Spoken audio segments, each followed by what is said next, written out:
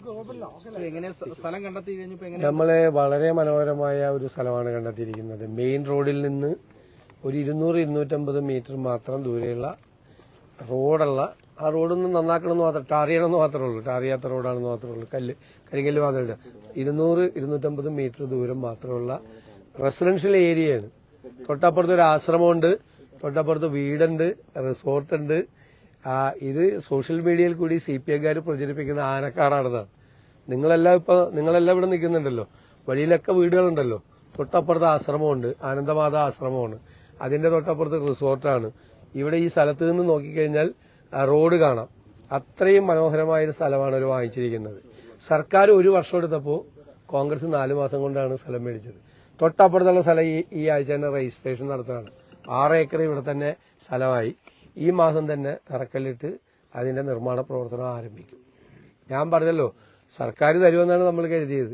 സർക്കാർ അങ്ങനെ പ്രത്യേകമായി സ്ഥലം അനുവദിച്ചു തരില്ല എന്ന് പറഞ്ഞതുകൊണ്ട് ഞങ്ങൾ വേറെ സ്ഥലം മേടിക്കാൻ ഇറങ്ങിയത്. പിന്നെ ഇവിടെ സ്ഥലം മേടിക്കുമ്പോൾ വളരെ ശ്രദ്ധിക്കണം. അതിന്റെ പ്ലാന്റേഷൻ പ്രോപ്പർട്ടിയാണോ, ഏതെല്ലാം എന്തെങ്കിലും ലീനുള്ള പ്രോപ്പർട്ടിയാണെന്ന് നോക്കണം. സൂക്ഷ്മമായ നിയമപരിശോധന 10-12 പ്രോപ്പർട്ടി നോക്കിക്കഴിഞ്ഞിട്ടാണ് നിയമപരമായ എല്ലാ കാര്യങ്ങളും പരിഹരിച്ചു. ഇപ്പോൾ ബിൽഡിംഗ് പണിയാനുള്ള അപ്രൂവൽ എല്ലാം കിട്ടിയിട്ടുണ്ട്. വീട് പണി തുടങ്ങാനുള്ള അപ്രൂവലും കിട്ടിയിട്ടുണ്ട്. ഇനി തറക്കല്ലിട്ട് നിർമ്മാണ പ്രവർത്തനം തുടങ്ങും. ലീഗ് അതിന്റെ 52 വീടുകൾ ഇപ്പോൾ 28-ാം തീയതി കൊടുക്കുകയാണ്. സർക്കാരിന്റെ ആയിട്ടില്ലേ, ഒരു 1.5 കൊല്ലമല്ല സർക്കാർ തുടങ്ങിയിട്ട്. ലീഗ് 52 വീട് കൊടുക്കുവാണല്ലോ. അപ്പൊ സർക്കാർ ആയിട്ടില്ല. അപ്പൊ മനസ്സിലാക്കേണ്ടത്, നമ്മൾ അവരുടെ നിർമ്മാണ ചുമതല നടത്തുന്ന ആളുകളിൽ തന്നെ നിർമ്മാണ ചുമതലയും എല്ലാം ഏൽപ്പിച്ചിട്ടുണ്ട്. അപ്പൊ കൃത്യമായി പണി തുടങ്ങും. വളരെ വേഗത്തിൽ തന്നെ നിർമ്മാണ പ്രവർത്തനം പൂർത്തിയാക്കും. ഇതുമായി ബന്ധപ്പെട്ട് പറയുന്ന കാര്യങ്ങൾക്കൊക്കെ അടിസ്ഥാനരഹിതമാണ്. ഈ 52 വീട് ലീഗ് നൽകുന്ന സ്ഥലത്തിനെതിരെ CPM അവിടെ പ്രകടനം നടത്തി ഇല്ലേ? ആ സ്ഥലം മേടിച്ചപ്പോൾ പ്രകടനം നടത്തി. തോട്ടഭൂമിയാണെന്നും പറഞ്ഞ് പ്രകടനം നടത്തി. ഗവൺമെന്റ് എക്സംഷൻ മേടിച്ചു, തോട്ടഭൂമിക്ക് എക്സംഷൻ മേടിച്ചു. വേറെ ആരും ചെയ്യാൻ പാടില്ല. വേറെ ആരെങ്കിലും ചെയ്തു കഴിഞ്ഞാൽ അവരെ ഇത് നല്ല കാര്യം ചെയ്യല്ലേ. 1642 കോടി രൂപ ബാങ്കിൽ ഇട്ടിട്ട് ദുരിതാശ്വാസ നിധിയും കേന്ദ്രത്തിൽ നിന്ന് കിട്ടിയ പൈസ ഇന്ന് എന്റെ അടുത്ത് ഒരാൾ വന്ന് വീണ് പരിക്ക് ഒക്കെ പറ്റിയിട്ട് വാക്കിംഗ് സ്റ്റിക്കുമായിട്ട് നടക്കുന്ന ഒരാൾ, അയാളുടെ ചികിത്സയ്ക്ക് ചെലവ് കൊടുക്കുന്നില്ല, ചികിത്സാ ചെലവ് കൊടുക്കുന്നില്ല. ഈ ഇത്രയും കോടി ഇട്ടിട്ട് അവിടെ പരിക്ക് പറ്റിയ ആളുകൾക്ക് അങ്ങോട്ട് പോവാൻ, അവരുടെ കൃഷിസ്ഥലമൊക്കെ ഉണ്ട്, അങ്ങോട്ട് പോവാൻ പോലും റോഡ് പോലും ഇതുവരെ പണിത് കൊടുത്തിട്ടില്ല. ഒന്നും ചെയ്തിട്ടില്ല ഗവൺമെന്റ്, ഒരു കാര്യവും ചെയ്തിട്ടില്ല. അവിടെയാണ് കോൺഗ്രസും മുസ്ലിം ലീഗും അടക്കമുള്ള ആളുകൾ ഇത്രയും ഭംഗിയായിട്ട് ഈ മുണ്ടകൈ ചുഴൽമര പ്രദേശത്തെ ആളുകളുടെ പുനരധിവാസത്തിന് വേണ്ടി ചെയ്യുന്നത്. ഞാൻ ഇന്ന് അതുകൂടാതെ റിപ്പണിന്റെയും HMLന്റെയും എസ്റ്റേറ്റിൽ പോയി തൊഴിലാളികളെ കണ്ടു. തൊഴിലാളികളുടെ പ്ലാന്റേഷൻ തൊഴിലാളികളുടെ ജീവിതം വളരെ സങ്കടകരമാണ്. അവര് പരാതിയാണ്. അവർക്ക് വർഷങ്ങളായിട്ട് ഈ പ്ലാന്റേഷൻ ലേബർ കമ്മിറ്റി കൂടിയിട്ടില്ല. അവർക്ക് ഡ്യൂ ആയിട്ട് വർഷങ്ങളായി അവരുടെ കൂലി വർദ്ധിപ്പിക്കും, ഒരു മിനിമം കൂലി പോലും. അവര് സ്ത്രീകൾ പരാതി പറഞ്ഞത് ജയിലിൽ കിടക്കുന്ന തടവുകാർക്ക് ഉള്ളതിനേക്കാൾ 250 രൂപ ഞങ്ങൾക്ക് കുറവാണെന്നാണ്. ജയിലിൽ കിടക്കുന്ന ക്രിമിനലുകളായ തടവുകാർക്ക് കിട്ടുന്നതിനേക്കാൾ 250 രൂപ കുറവാണ് കിട്ടുന്നത്. വെളുപ്പാങ്കാലത്ത് 7 മണിക്ക് എഴുന്നേറ്റ് 5 മണി വരെ ജോലി ചെയ്യണം. കൊടും തണുപ്പിലും ജോലി ചെയ്യണം, പൊള്ളുന്ന വെയിലിലും ജോലി ചെയ്യണം. അവരുടെ ലയങ്ങൾ ലൈഫിനോട് ചേർത്ത് അതോടുകൂടി അതും ഇല്ലാതായി. ഈ ലയങ്ങളെല്ലാം അവരെല്ലാം പുനർനിർമ്മിക്കും, അവർക്ക് ഒരു പുനരധിവാസം കൊടുക്കും എന്ന് പറഞ്ഞ അധികാരത്തിൽ വന്ന ആളുകളാണ്. 5 വർഷം പൂർത്തിയാക്കുകയാണ്, ഒന്നും ചെയ്തില്ല അവർക്ക് വേണ്ടിയിട്ട്, ഈ പ്ലാന്റേഷൻ തൊഴിലാളികൾക്ക് വേണ്ടി. അവരുടെ ലയങ്ങൾ കണ്ടാൽ കഷ്ടമാണ്. എന്നിട്ടാണ് അതീവ ദരിദ്രരില്ലാത്ത സംസ്ഥാനം എന്നുള്ള പ്രഖ്യാപനം നടത്തി ഞെളിഞ്ഞിരിക്കുകയാണ് ഗമയിൽ. ഈ പാവപ്പെട്ടവരുടെ ജീവിതം കാണണം. ഈ 400 രൂപ ഒക്കെ കിട്ടി, 500 രൂപയൊക്കെ കിട്ടി ഒരു ദിവസം ഇത്രയും കഷ്ടപ്പെട്ട സ്ത്രീകൾ ജോലി ചെയ്തിട്ട് അവരുടെ വീട്ടിൽ ഉള്ള സ്ഥിതി പരമദയനീയമായ സ്ഥിതിയാണ് അവരുടെ എല്ലാം കുടുംബങ്ങളിലുള്ളത്. എന്നിട്ടാണ് അതീവ ദരിദ്രരില്ലാത്ത സംസ്ഥാനം എന്ന് പറയുന്നത്. തീർച്ചയായിട്ടും UDF പ്ലാന്റേഷൻ തൊഴിലാളികളുടെ കാര്യത്തിൽ അവരുടെ കൂലിക്ക് വേണ്ടിയിട്ട്, അതുപോലെ തന്നെ അവരുടെ ബോണസിന് വേണ്ടി, അവരുടെ മെഡിക്കൽ ഫെസിലിറ്റീസിന് വേണ്ടിയിട്ട്, അവരുടെ ലയങ്ങൾ നന്നാക്കുന്നതിന് വേണ്ടിയിട്ട് എല്ലാം ഉള്ള നടപടികൾ സ്വീകരിക്കും. ഒരു ചികിത്സാ സൗകര്യം പോലും ആ പാവങ്ങൾക്ക് ഇല്ലാത്ത ഒരു പ്രദേശമാണ്. സങ്കടകരമാണ് അവരുടെ ജീവിതം. ഇക്കാര്യത്തിലൊക്കെ തീർച്ചയായിട്ടും പരിഹാരം ഉണ്ടാക്കാൻ ശ്രമിക്കും. തറക്കല്ലിടൽ തീയതി പ്രഖ്യാപിക്കാൻ വൈകുന്ന എന്തെങ്കിലും കാരണമുണ്ടോ? ഉടനെ അല്ല, പാർലമെന്റ് സമ്മേളനം നടക്കുന്നതുകൊണ്ട് MP ശ്രീമതി പ്രിയങ്ക ഗാന്ധി കൂടി വരണം. പിന്നെ ഈ ഭൂമിയുടെ രജിസ്ട്രേഷനും കൂടി അയാൾ ഒരുമിച്ച് നടത്താം എന്ന് കരുതിയിട്ടാണ്. വേറെ എല്ലാ അപ്രൂവലും എല്ലാം കിട്ടി. 13-ാം തീയതി വരെ പാർലമെന്റ് ഉണ്ട്. അവരുകൂടി വന്ന് തീർച്ചയായിട്ടും അത് നടത്തും. അതിനുശേഷം ഉണ്ടാവും തറക്കല്ല്.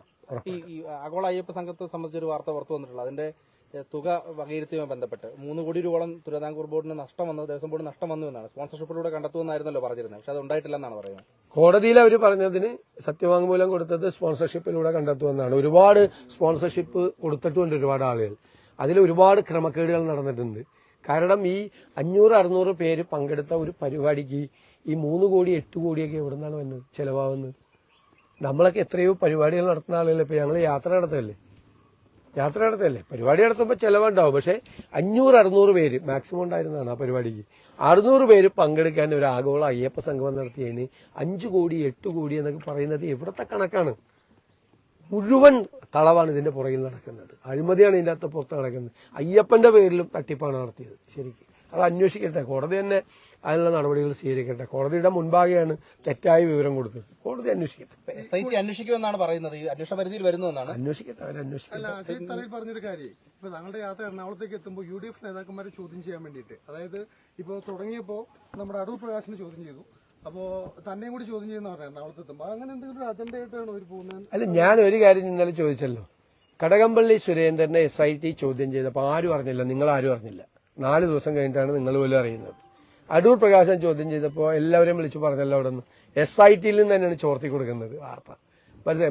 അടൂർ പ്രകാശന്റെ മൊഴിയെടുത്ത സമയത്ത് അത് ചോർത്തി കൊടുത്തു. അപ്പൊ SITയിൽ ഇത് ചോർത്തി കൊടുക്കുന്ന CPM-ന് വേണ്ടി ചോർത്തി കൊടുക്കുന്ന ആളുകൾ ഉണ്ടെന്നുള്ള കാര്യത്തിൽ സംശയമില്ല.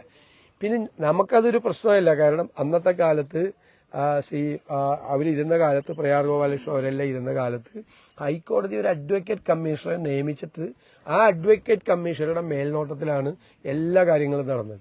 എന്നിട്ട് അഡ്വക്കേറ്റ് കമ്മീഷണർ ഹൈക്കോടതിയിൽ റിപ്പോർട്ട് കൊടുത്തു. അവിടെ നടന്ന കാര്യങ്ങളെയും, അവിടുത്തെ ദേവസ്വം ബെഞ്ച് തന്നെയാണ്, അവിടെ നടന്ന കാര്യങ്ങളെയും അഡ്വക്കേറ്റ് കമ്മീഷണറെയും ഭംഗിയായിട്ട് അതെല്ലാം ചെയ്തതിന് ഹൈക്കോടതി അഭിനന്ദിക്കുകയും ചെയ്ത കേസാണ്.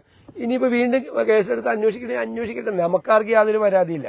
പക്ഷെ 2019 അയ്യപ്പന്റെ സ്വർണവും ദ്വാരപാലക ശില്പവും കൊണ്ട് കോടീശ്വരന് വിറ്റ കേസിലെ പ്രതികൾ 3 പേര് ജയിലിൽ കിടക്കാണ്, CPM-ന്റെ നേതാക്കൾ.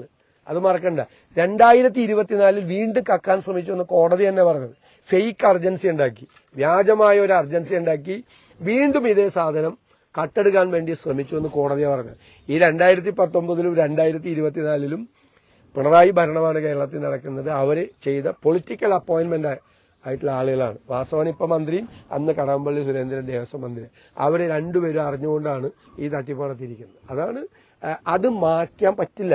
അത് മായ്ക്കാനുള്ള ശ്രമവും അത് മറയ്ക്കാനുള്ള ശ്രമമാണ് ഇപ്പൊ വ്യാപകമായി നടക്കുന്നത്. അവർക്കെതിരെ ഒരു നടപടി പോലും എടുത്തിട്ടില്ല. നിങ്ങൾ മനസ്സിലാക്കണം, ഒരു നടപടി പോലും, അച്ചടക്ക നടപടി പോലും ഈ അയ്യപ്പന്റെ സ്വർണം കവർന്നവർക്കെതിരെ എടുക്കാത്ത പാർട്ടിയാണ് CPM. എന്നിട്ട് പറയുകയാണ് ഇങ്ങനെ പ്രചരിപ്പിക്കുക. ഒരു വികസന മുന്നേറ്റ ജാഥയിൽ കേരള കോൺഗ്രസിന്റെ ജോസ് കെ മാണിയിൽ നിന്ന് മൈക്ക് വാങ്ങി റോഷി ഹസൻ ജോസ് കെ മാണി മത്സരിക്കുമെന്നൊക്കെ പറഞ്ഞ് പ്രഖ്യാപിച്ചത് ഒരു ചർച്ചയായിട്ടുണ്ട്. അതിനെ എങ്ങനെയാ UDF കാണുന്നത്? അതൊക്കെ അവരുടെ ആഭ്യന്തര കാര്യമല്ലേ, നമ്മൾ അതിനെക്കുറിച്ച് കമന്റ് പറയണത് എന്തിനാ? അത് അവരുടെ ഒരു പാർട്ടി, അവരുടെ ആഭ്യന്തര കാര്യം. അവരുടെ ചെയർമാൻ മത്സരിക്കും എന്ന്, അത് അവരുടെ വിഷയം. നമ്മൾ അതിൻ്റെ അകത്തൊക്കെ ഞാൻ നോ കമന്റ്സ്.